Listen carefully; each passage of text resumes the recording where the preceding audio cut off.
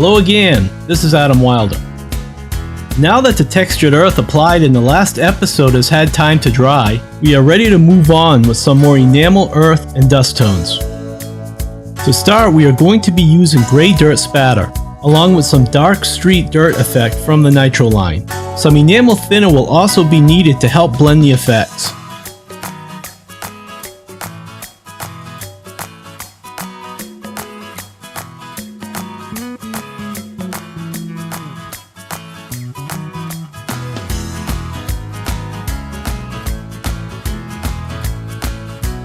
Although a speckling effect, gray dirt spatter is also a good light, fairly opaque earth tone that I felt would be best to represent the heavily dusted areas on the lower hull.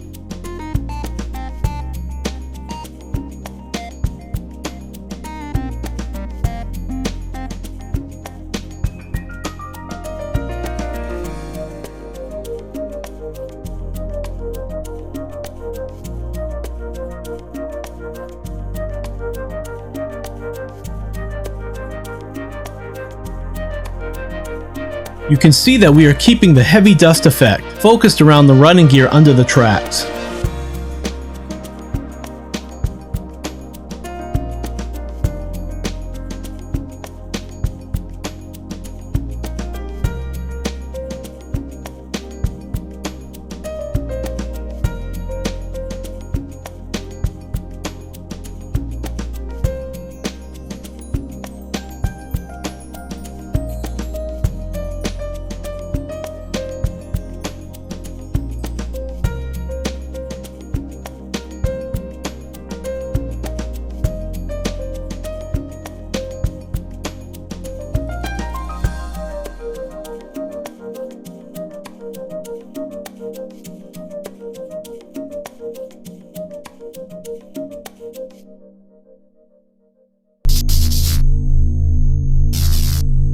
After letting the gray dirt spatter dry for a bit, I started subtly blending it using enamel thinner.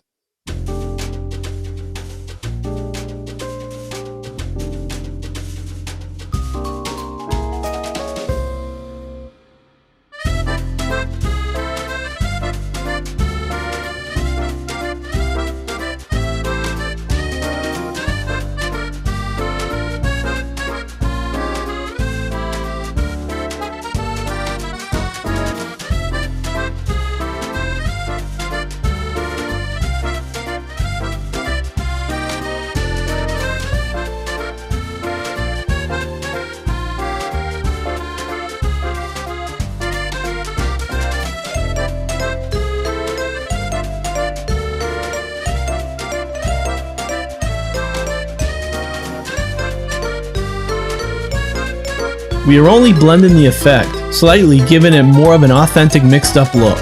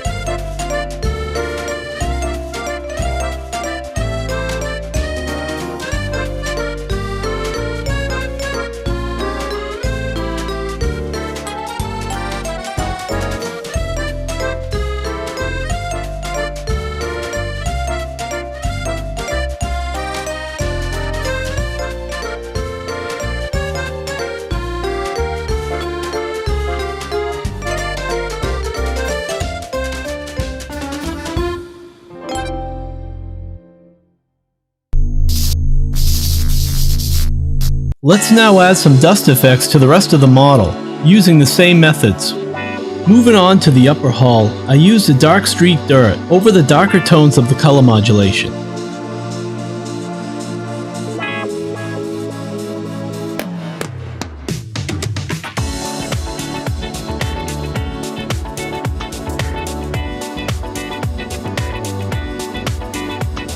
You can see how the different earth tones can work in conjunction with the lighter and darker parts of the gradients making up the base coat. This is why color modulation is referred to as a style.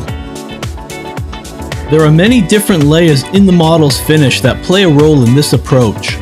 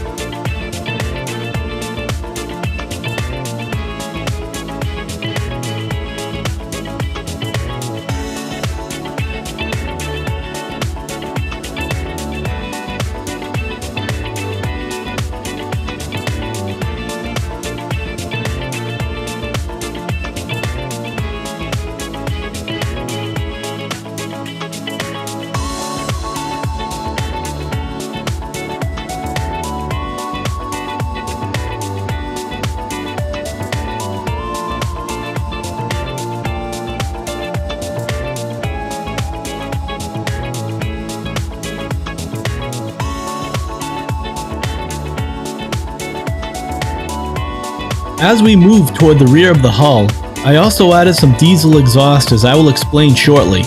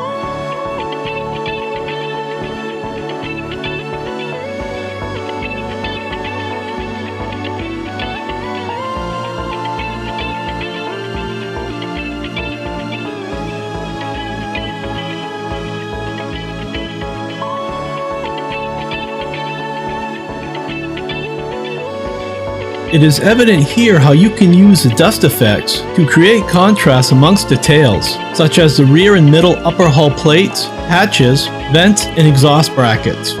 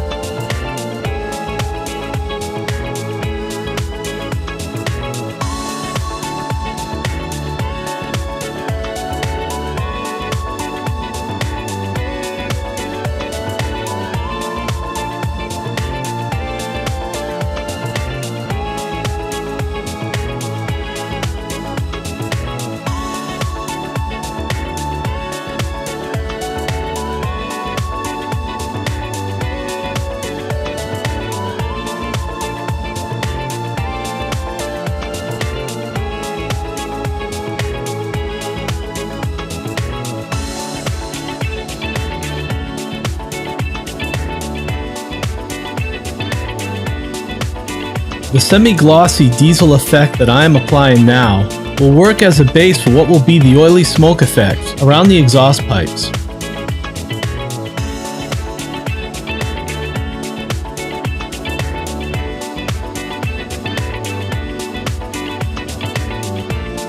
I kept the edge of the outer plate clean to distinguish it from the top hull plates.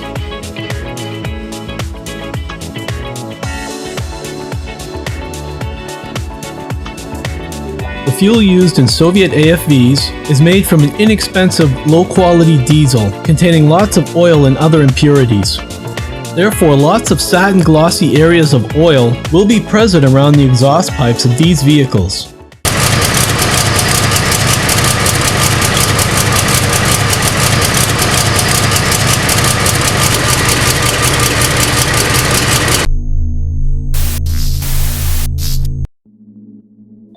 The capillary action of the actual dust would absorb the fuel, while more layers of fine dirt will adhere to the oil.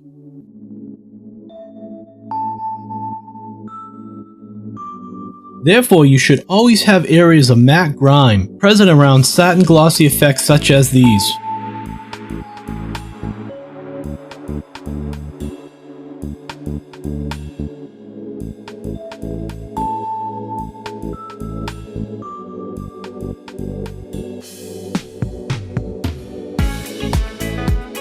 You can see how this combination will help to differentiate the two rear hull plates from each other.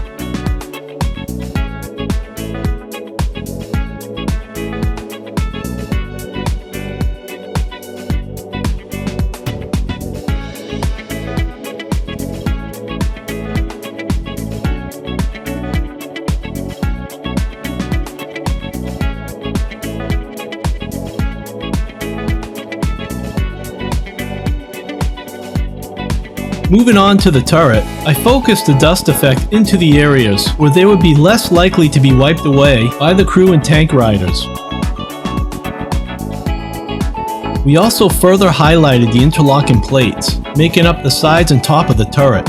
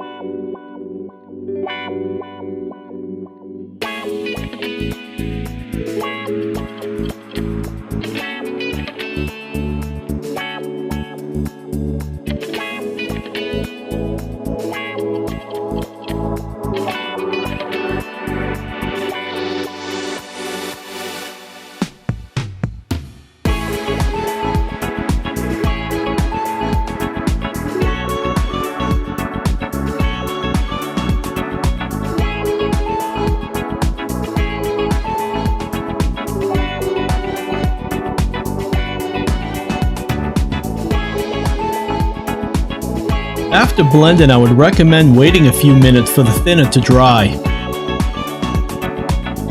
Sometimes you will see that more blending might be necessary in order to get a muddled result that you feel looks authentic.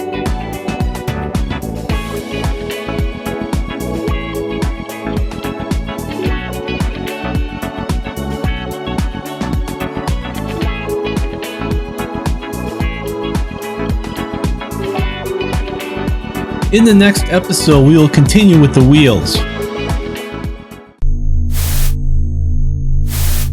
You can see how the colors of textured earth applied in the last episode help to add different tones to the semi-transparent mud effects blended over them. Also note how the light and dark earth tones work in conjunction with the gradients, making up the color modulation, while also creating contrast between the different components of the model. Please click like and subscribe to the channel to see more videos. You may find interesting links in the description. Thank you for watching. Until next time.